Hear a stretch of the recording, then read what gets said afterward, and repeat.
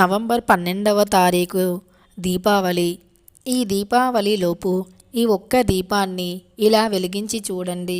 ఇక రూపాయి లేని వారు కూడా కోట్లు సంపాదించే స్థాయికి ఎదుగుతారు.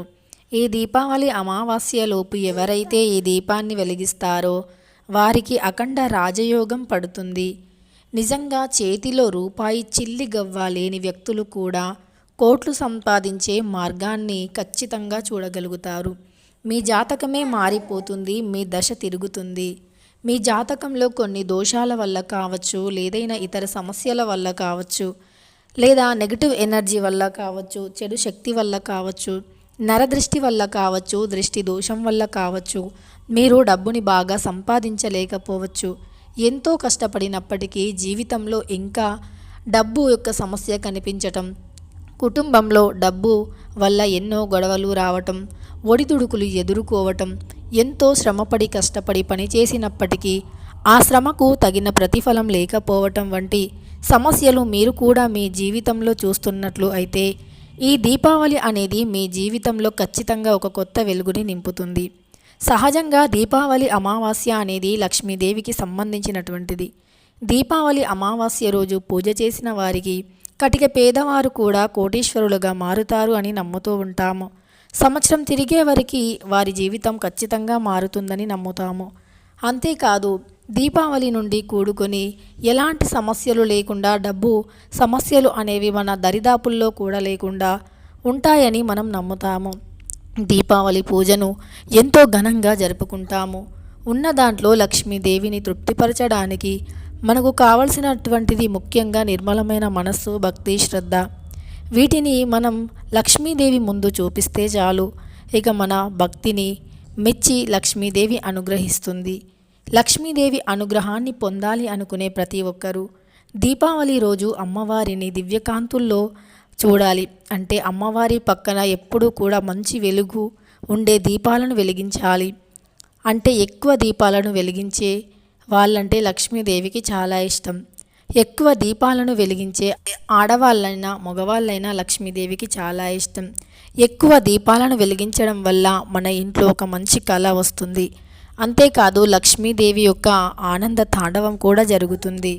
అంతేకాదు సైన్స్ పరంగా చూసుకున్న ఆ దీపాల నుండి వచ్చిన పొగ అనేది బయటికి వెళ్ళిపోతుంది. అప్పుడు మన ఇంట్లో నుండి నెగిటివ్ ఎనర్జీ బయటికి వెళ్ళిపోతుంది అని అర్థం.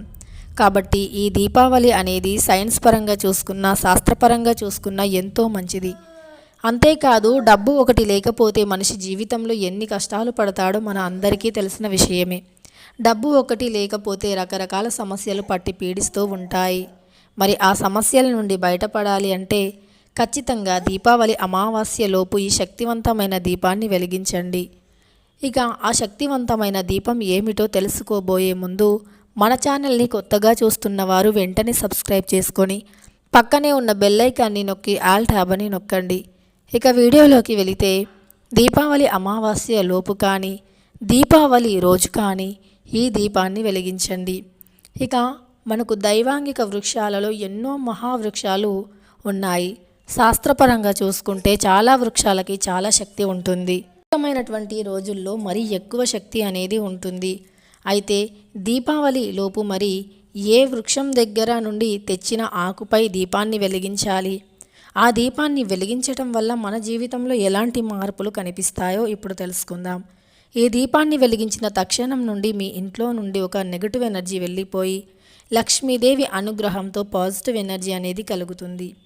అంతేకాదు దీపం అనేది మన అజ్ఞానాన్ని తొలగించి విజ్ఞానాన్ని వెలిగించే ఒక దివ్య జ్యోతి అని చెప్పుకోవచ్చు. సాంప్రదాయ సనాతన ధర్మాల ప్రకారం దీపానికి ఎంతో ప్రాముఖ్యత ఉంది. ఈ దీపాన్ని వెలిగిస్తేనే ఏ పూజ అయినా సంపూర్ణమవుతుంది. దీపం లేని పూజ అనేది అసలు ఉండనే ఉండదు. ఎందుకంటే మనం పూజను మొదలుపెట్టేదే దీపంతోని.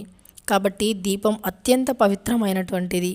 హిందూ సాంప్రదాయాల ప్రకారం దీపం అనేది చాలా ముఖ్యమైనటువంటిది.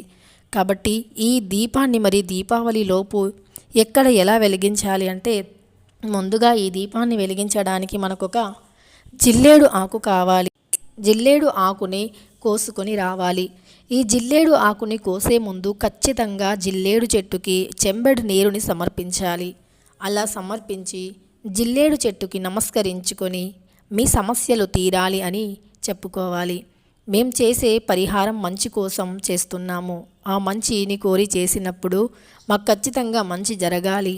ధనం అనేది ఎప్పుడూ మా వెంటే ఉండాలి. డబ్బుకి లోటు ఉండకూడదు అని నమస్కరించుకోవాలి. జిల్లేడు చెట్టు అనేది ఖచ్చితంగా ఎంత మంచి రిజల్ట్ని ఇస్తుంది అంటే శాస్త్రపరంగా జిల్లేడు చెట్టుకి మంచి ప్రాముఖ్యత ఉంది. ఎందుకంటే జిల్లేడు చెట్టు యొక్క వేరులో సాక్షాత్తు ఆ గణపతి కొలువవుతారు అని శాస్త్రం చెబుతుంది. జిల్లేడు చెట్టు వేరు అనేది గణపతి ప్రతిరూపాన్ని దాలుస్తుంది అని, ఆ గణపతి రూపాన్ని దాల్చిన జిల్లేడు వేరుని అమావాస్య రోజు రాత్రి 12 గంటలలోపు తెచ్చి ఇంట్లో పెట్టుకుంటే ఇక మనం పట్టిందల్లా బంగారంగా మారుతుంది అని, ప్రతి పనిలో విజయం కలుగుతుంది అని శాస్త్రం వివరిస్తుంది. ఇంతటి గొప్ప ప్రాముఖ్యమైనటువంటి చెట్టు అంటే ఆంజనేయ స్వామికి కూడా చాలా ఇష్టం. జిల్లేడు ఆకులు అన్నా జిల్లేడు పువ్వులు అన్నా ఆంజనేయ స్వామికి మహాప్రీతికరం. జిల్లేడు వేరుతో ఆంజనేయ స్వామి ప్రతిమను చెక్కించి ఇంట్లో పెట్టినా మంచి ఫలితాలు కలుగుతాయి. అనుకున్న పనులు అనుకున్న సమయంలో నెరవేరుతాయి అని శాస్త్రం వివరిస్తుంది. కాబట్టి ఈ జిల్లేడు ఆకుని ఇంటికి తెచ్చుకొని ఆ జిల్లేడు ఆకుని ముందుగా నీటితో శుభ్రం చేసి తరువాత ఆ జిల్లేడు ఆకుకి గంధం బొట్టుని పెట్టి కుంకుమ బొట్టుని కూడా పెట్టాలి. అలా గంధం మరియు కుంకుమతో బొట్లను పెట్టాక ఆ ఆకుపైన కొన్ని అక్షంతలను వేయాలి. ఆ తరువాత గుప్పెడు దొడ్డుప్పుని తీసుకొని ఆకుపైన పొయ్యాలి. అలా పోసాక ఆ ఉప్పు పైన ఒక 2 మట్టి ప్రమిదలను పెట్టి ఆ మట్టి ప్రమిదల్లో ఆవు నెయ్యిని లేదా నువ్వుల నూనెను పోసి దీపాన్ని వెలిగించాలి. ఇలా ఈశాన్యం దిక్కున వెలిగించాలి. ఈశాన్యం దిక్కుని ముందుగా శుభ్రం చేసి అక్కడ అష్టదళ పద్మాన్ని కానీ లేదా కుబేరస్వామి ముగ్గుని కానీ వేసి అందులో పసుపు కుంకుమను వేసి ఇలా దీపం వెలిగించాలి.